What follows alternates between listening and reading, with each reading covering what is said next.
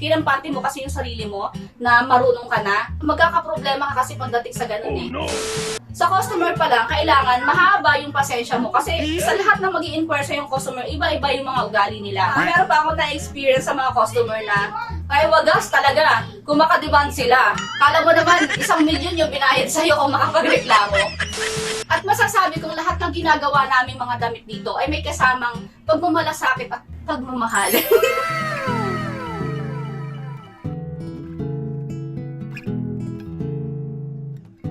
Alam niyo ang mahirap sa mga made to order ay sa isang customer, kung may 4 man siyang order na dress, iba-ibang design yun. Kumbaga hindi siya yung parang 3 layer na ikakat mo para pareho. So hindi siya ganun. Kumbaga yung made to order, kaya yan mas mahal kaysa sa mga RTW at ito kailangan ding maintindihan ng mga nagpapatahi. Alam ko yung iba na sanay magpasadya, naiintindihan nila yun na medyo pricey. Pero sa iba na wala pang masyadong idea, yung pong mga made to order o yung mga pasadyang tahi ng damit ay medyo mahal talaga. Kasi ano yan eh, kagaya ko, kasi sa ilang taon ko na rin napag-aralan yung ganitong business, hindi siya ganun kadali. Unang-una, sa pag-handle ng mga customer, sa mga gusto ng idea, no? Nag-iisip kayo ng ganitong tahian, kung ano bang gagawin nyo, yung mga sabgo na tatanggap lang kayo ng mga tabas na, tapos tatahiin nyo, pwede naman yun eh.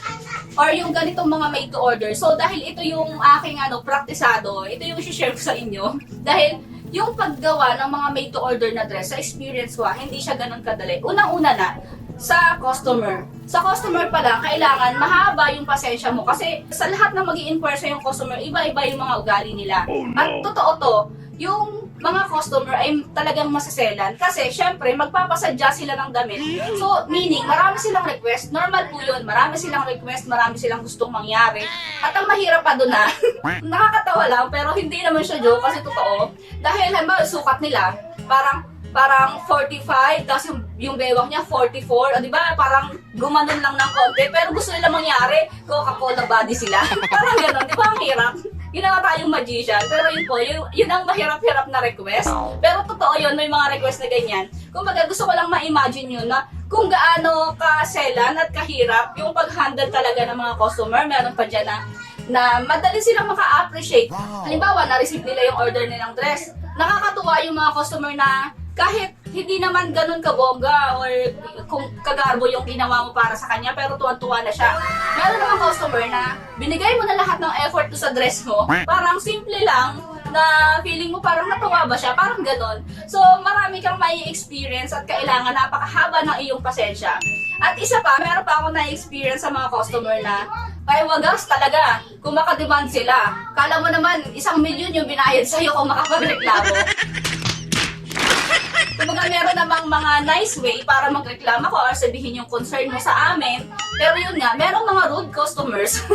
Kaya ayun, kailangan mo ring pag-aralan yung mga ugali nila. Kailangan mo ng mahabang pasensya talaga. At yun namang mga nababalitaan ko doon sa mga nagsasabkon, yung mga galing sa mga mall, parang ganun eh. Yung pinagbilhan ko ng last ko na makina, ay nagsara sila kasi nalugi. Parang naloko yata sila nung naging leader nila. Kasi kumukuha sila ng mga tahi na sinusupply sa mall. Mga diretsong tahi lang yun eh. Para kumita ka ng malaki, kailangan maabot mo yung quota. Parang sa mga factory din, mga ganun siya. Sa ngayon po, yung mga tinatahi ko, puro dress. At napunta na talaga ako sa mga adult dresses. Ayan, yung mga Sunday dress, mga pangbonggahan, mga Pilipinyana. Ayan, na-enjoy ko siya ngayon. At yung mga baby dress, yung mga kids dress ko na gustong-gusto kong gawin, ay itutuloy ko pa rin yun dahil ayan, ang dami ko dito mga small cuts ng mga fabrics. At ayan pa yung mga, yung mga stocks ko ng mga tela, ng mga pambata, andyan pa rin sila. Kasi ang nangyayari, nagiging priority kasi talagang mauna yung mga made to order. Kasi yung kasi mayroon ng may-ari. Pero once na nakaluwag kami ng panahon, ng schedule, ay ilalabas ko na yung mga pangmalakasan nating mga pambatang damit kasi doon talaga ako nag-i-enjoy. Doon sa mga pangbata talaga, yun ang love na love kong gawin. Talagang alam nyo, nung kumuha ako ng pwesto at ng tao, nakahinga talaga ako ng maluwag kasi ang ginagawa ko na lang ngayon is nagpa-pattern, puro cut. Ako yung nagka-cut, ako lahat yung nagtatabas. Tapos sila yung nananahi. Pero kahit na ganon na iba na yung nananahi, ako pa rin yun, huwag kayong mag-alala to sa mga nagpapatahi. Kasi merong ibang kasi sabi niya, hindi na ikaw yung may gawa nun. Ako pa din po yun. Tapos okay na yan, hindi natatahin. Hindi na. Basta ipasok mo lang siya. Kasi hands-on ako sa kanila. Meron kasing, ang ginagawa ko kasi, kahit yung isang mananahi kong nakuha, galing siya ng factory, at ang alam niya ay yung by operation, di siya marunong magbuo ng dress. Ayun, tinuro ko sa kanya paano magbuo ng dress, at hanggang ngayon, sabi ko nga, ang bilin ko sa kanila, kasi kahit gaano pa, kahit matuto na kayo, kahit marunong na kayo, huwag niyong ilagay niyo yun sa ulo niyo na ang galing ko na. Kasi, kahit ako hanggang ngayon, sa araw-araw, meron akong natututunan. Kasi kapag kinampante mo kasi yung sarili mo, na marunong ka na, medyo magkakaproblema ka kasi pagdating sa ganun eh. Ako, nangyari yun sa akin, parang kampante ako na mabilis na akong gumawa, kaya ko nang ipaship yan bukas, parang ganun. Nung nag-isip ako ng ganun yun, nagka-problema ako. Oh no! Kaya talagang, wala talagang tigil yung pag-aaral, araw-araw kang may natututunan. At yung isa, si Ate Arlene naman, marunong na talaga siyang manahi, nananahi na talaga siya ng damit. Kaso lang, nung unang pasok niya dito, nawindang siya, kasi noon lang siya nakahawak ng high-speed na sewing machine. At yun, marunong din si ating mag-cut. Kaya, once na magpahinga ako, mag-leave ako pag ako'y nanganak na, ay mapag-iiwanan ko na rin sila, mapagbibilinan ko na sila ng mga dapat gawin. At hands-on ako sa kanila dahil ako pa rin yung nagka-quality control ng gawa namin. Kasi syempre, ako yung mas nakakaalam ng lahat. At ayun, sa mga nagpapatahi, huwag kayong mag-alala kasi hindi kagaya yung mga ibang tahian na parang kung ano lang yung kalabasan, yun na yun. Meron pa rin kaming standard na sinusunod. At masasabi kong lahat ng ginagawa namin mga damit dito ay may kasamang pagmamalasakit at pagmamahal. Ayan, hindi po biro yun, totoo po yun. Dahil ang priority ko dito, sabi ko nga, kapag pangit yung gawa namin, iyon na. Sa'yo na yan. Igagawa pa kita ng maayos. Pag napatunayan mong pangit kapag napatunayan mong mali. Kasi totoo yun. Kasi kasi karamihan po ng customers ko ay online. So kapag may mali akong nagawa doon na pinaship ko, Oh no! at alam ko naman, accept ko naman sa sarili ko, alam ko yung nangyari kung bakit may mali. Hindi ko na yung pinababalik. Madalas hindi ko na pinababalik kasi si shoulder ko pa yung pamasahin pabalik. So igagawa ko na lang siya hanggang sa masiyahan siya. Kasi yun naman po talaga yung layunin ko dito. Yung matuwa ka sa gawa ko. May mga nagme-message din sa akin, lalo ng December. Gusto akong pasyalan. Pero ayun nga, nakakatuwa kasi meron doon dalawang OFW na gusto makipagkita sa akin. Parang natutuwa lang sila doon sa mga ginagawa ko. Gusto nilang makipagkwentuhan, makakuha ng idea.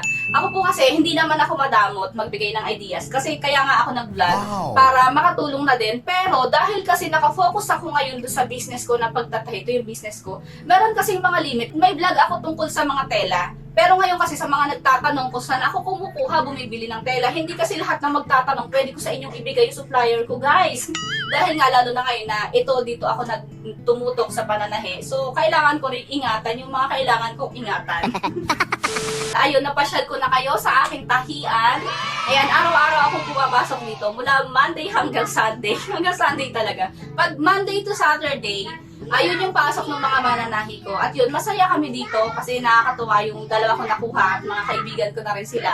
At tuwing Sunday, bumabalik ako mag-isa kasi dahil nagpa-pattern ako, mas ninanamnam ko yung katahimikan na ako lang, wala akong kadaldalan. Kasi yun nga, sanay ako magtrabaho, mag-drawing ng walang tao. Mas nakakaisip ako ng, teka, narinig ko ba yung daming nag-aaway sa labas ng mga bata? Kanina tahimik eh. At hanggang dyan lang muna mga ka-jams, hinihingi ko pa rin ang inyong suporta para sa mga ngayon lang nakakita ng aking videos. Please like and subscribe po sa aking YouTube channel at marami pa po akong mga dating videos na mapapakinabangan ninyo yung mga pattern drafting at sa susunod, magagawa na ulit ako ng mga tutorial. Thank you po sa mga nagme-message at sa mga nagko-congrats dito sa shop ko. Yan, natutuwa din sila para sa akin. At yun na nga, sa mga may tanong, pwede naman po kayong mag-PM sa akin, i-message nyo lang po ako sa aking messenger account.